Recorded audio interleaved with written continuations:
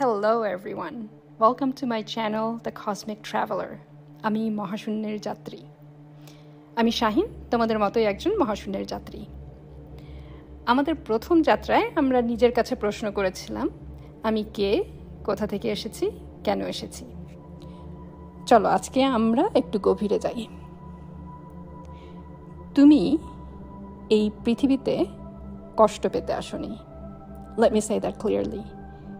তুমি এই পৃথিবীতে কষ্ট পেতে আসোনি। তুমি এই পৃথিবীতে দারিদ্র জীবনযাপন করতেও আসোনি। অফিস চাকরি কাজ করে বাঁচার জন্যও আসোনি। এভাবে জাস্ট টিকে থাকার জন্য আসোনি। তুমি এসেছো মুক্তভাবে জীবনযাপন করতে, প্রাচুর্যের মধ্যে বাস করতে। আর মনের গভীরে তুমি জানো এটাই সত্য, কিন্তু ভুলে গেছো। কখনো কি মনে হয় না এই পৃথিবীটা আসলে এমন হবার কথা ছিল না? এত কষ্ট, এত বিভাজন, এত বিভ্রান্তি, এগুলো ঠিক স্বাভাবিক না? ঠিক ধরেছ, এগুলো স্বাভাবিক না। একসময় এই পৃথিবী ছিল স্বর্গতুল্য। না, আমি কোনো ফেরিটেল বলছি না, এটাই সত্য। এই পৃথিবীটা ছিল স্বর্গতুল্য, যেখানে সবসময় সৌহার্দ্য, সম্প্রীতি আর সৌন্দর্য বিরাজ করত। সব কিছুতে একটা ভারসাম্য ছিল, যেখানে কোনো বিভাজন ছিল না, যেখানে আমরা সবাই কানেক্টেড ছিলাম সোর্সের সাথে, একে অপরের সাথে, প্রকৃতির সাথে, এই পৃথিবীর সাথে।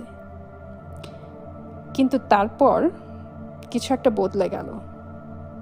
একটা বিকৃতি, একটা ডিস্টোরশন ঢুকে পড়ল পৃথিবীর এনার্জি ফিল্ডে। কোনো প্রাকৃতিক কারণে না, কোনো অ্যাক্সিডেন্টও না। এই বিকৃতিটা করা হয়েছে ইচ্ছাকৃত এবং পরিকল্পিতভাবে, একেবারে নিখুঁতভাবে পরিকল্পিত। কিছু অদেখা শক্তি, সিস্টেমস, প্রোগ্রামস আমাদেরকে বিভক্তি বিভাজনের মাধ্যমে সোর্স থেকে ডিসকানেক্টেড করে রেখেছে, যেন আমরা ভুলে যাই আমরা কে, কোথা থেকে এসেছি, যেন ভুলে যাই আমাদের ভেতরকার আলোকে। এই অদেখা শক্তিকে কেউ বলে ডেমিয়ার্জ, কেউ বলে আর্কন, কেউ বা কিছুই বলে না, শুধু চারপাশে তাদের প্রভাব অনুভব করে। ভয়, ভীতি, দোষবোধ, বিভাজন, লজ্জা, দারিদ্র্য। ওরা চায় আমরা ভুলে যাই যে ভয়, ভীতি, লজ্জা, দারিদ্র্য এগুলো স্বাভাবিক না।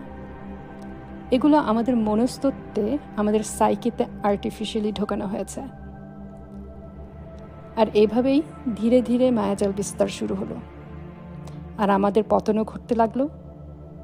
আমরা হাই ফ্রিকোয়েন্সি থেকে লো ফ্রিকোয়েন্সিতে নেমে এলাম।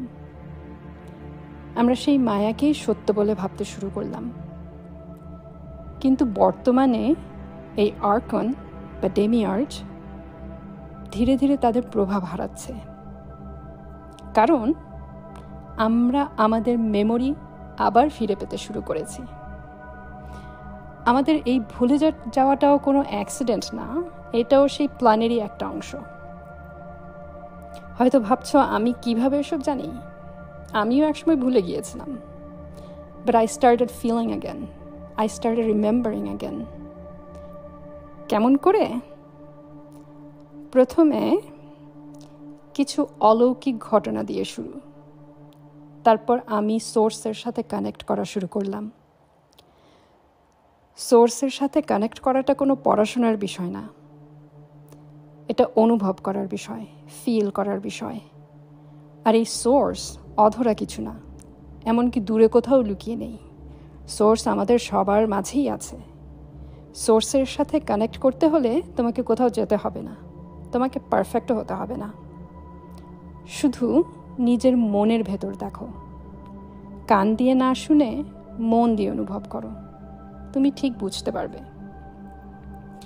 আমার কথা বিশ্বাস করতে হবে না, তুমি নিজেই চেষ্টা করে দেখো, ফিল করো।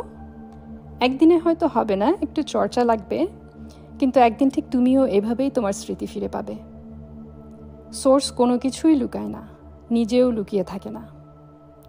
আর সোর্স তোমার ফেরার অপেক্ষায় আছে। ওয়েল মাই ফ্রেন্ডস, আজ তাহলে এ পর্যন্ত রইল।